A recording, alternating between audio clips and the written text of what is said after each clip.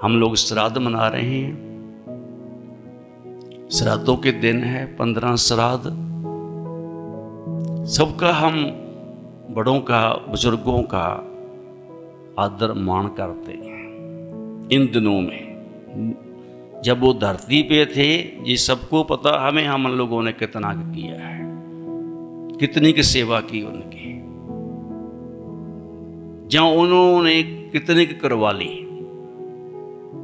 और हम लोगों ने कितनी कर ली। मगर इन दिनों में आकर के हमें बड़े बुजुर्ग याद भी आते हैं और कईयों को, कुछ लोगों को दिखाई भी दे देते हैं। अब ये नहीं कोई जान सकता कि वो है कहां। दिखाई तो दे दिए, सपना आया, सपने में दिखाई दे दिए, कईयों को एहसास हो गया, कईयों को उसकी याद आने लग गई उनकी। मगर ये तो देखें वो हैं कहां, क्या उन्होंने कहीं जन्म ले लिया है या कैसे है। और हम लोग जितने भी हैं सब, हम इन दिनों में अपने बड़े बुजुर्गों की एक किस्म की पूजा करते हैं। अपने दिलों में उनको याद करते हैं, उनके नाम के लंगर करते हैं, प्रसाद करते हैं। उनके नाम का प्रसाद अगर घरों में प्रसाद करते हैं तो उनका हिस्सा निकाल के गुरु घरों में दे देते हैं।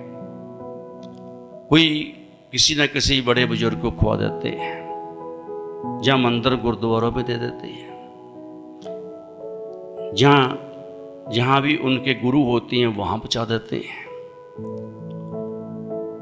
अब उनके पास क्यों पहुंचाते हैं?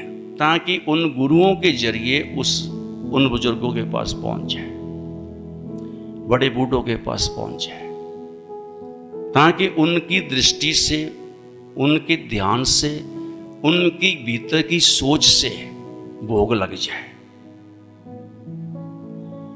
और वो वहां तक अपने आप पहुंचा देंगे। कारण सिर्फ यही होता है